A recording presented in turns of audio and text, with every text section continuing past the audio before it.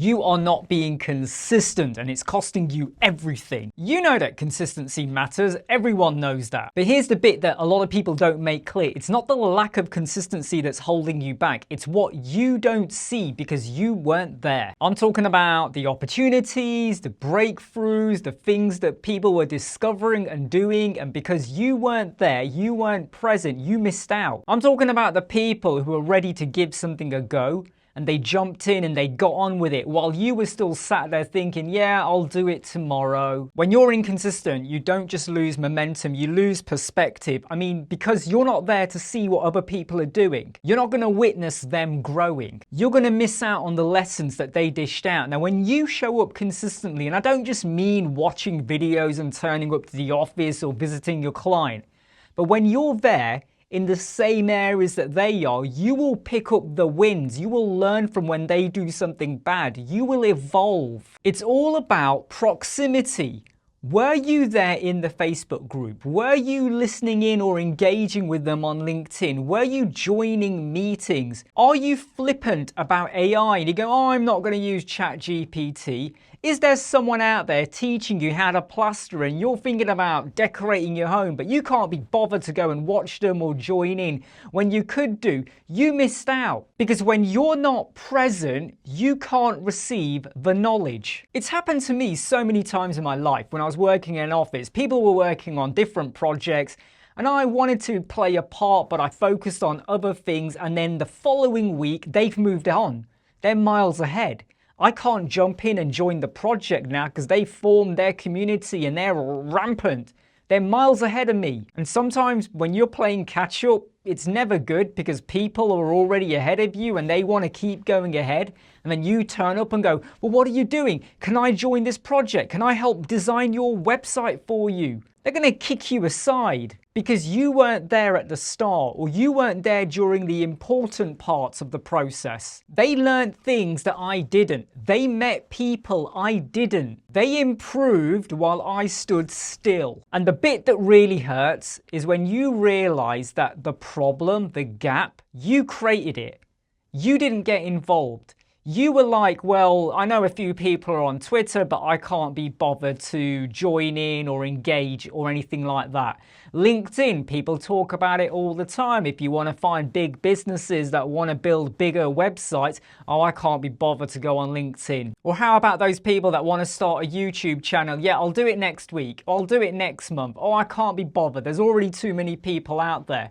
If everyone thought like that, we would not have a lot of the people that you are probably learning from right now. And all of that pain and hurt and that ache, it gets worse when you are looking on a timeline and you see that someone has built a plugin or designed a new website or they've won an award or now they're a speaker at an event and you're looking at it and going, that should be me.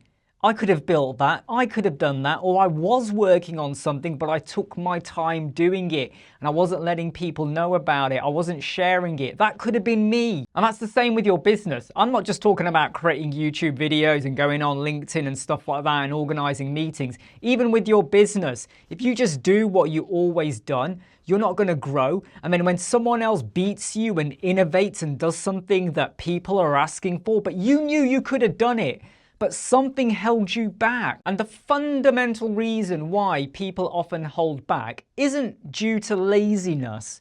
It's because you're trying to protect yourself. You're a little bit afraid of, if I jump in and try this, are people going to laugh at me? Am I going to get it wrong? What you've got to understand and realize that it's okay to make mistakes as you grow. It's okay to jump in. It's okay to join a project or a meeting or design a website. As long as you're not dishonest, as long as you don't say, yeah, I can do that all for you, and then you're completely like, fuck it up kind of thing. I'm not talking about that. But if it's something where you can get involved and you don't get it right, you will maybe find a way to get it right or improve or work with other people to solve the problem. But you gotta be there. You gotta be present. You gotta be in the moment. Each time you wait, each time you regroup, each time you say, I'll start this on Monday, all you're doing is creating distance from the finishing line. And eventually, all of that distance is gonna lead to massive regret. So here's what you need to do. Being consistent doesn't mean you gotta work harder or you gotta be on every social media platform and attend every meeting, group, webinar, conference that's going on out there. Being consistent is all about caring enough to stay present. So just be there, even if it's on the periphery. Just stay involved, stay engaged. You know, you don't have to dive in and make your life now 24/7 revolve around this business, this website, this project, this group, organization, whatever. But if you're there, dropping in and out, joining in now and again, you will be there for when things do develop or grow. And you'll also understand when things fail. You don't have to understand every minutiae reason why someone tried to do something or build a website and it completely fucked up and went wrong. Or someone decided to innovate a business, like they go, right, we're going to do a new line of products and we're going to sell them and we're going to advertise and marketing galore. And then it sinks, fails. They do loads of TikTok videos and nothing works. But you were there, you know, you knew what they were doing. So you learn from it.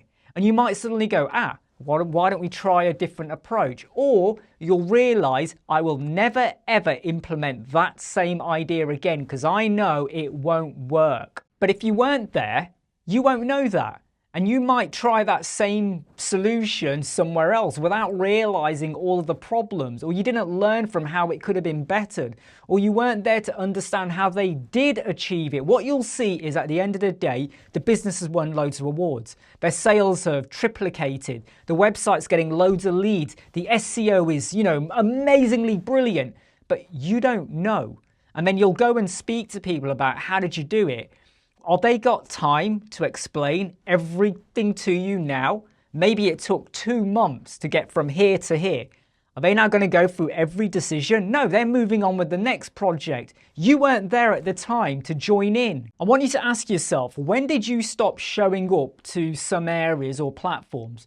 When did you stop growing? When did you start feeling left out? When did you start feeling a little bit of anxiety or distrust of others? When did you start getting a little bit jealous because other gurus, influencers, experts, plugin developers, platforms, whoever, could even be your friend, your partner, someone you grew up with, they're doing really well, bigger house, better car, whatever. When did you stop showing up? Because the moment you do show up, no matter how small it is, the moment you start caring a little bit to be involved, you will grow, you will change. And most importantly, you won't stay behind. You will catch up, you will grow, and you will see what inconsistency kept hidden from you.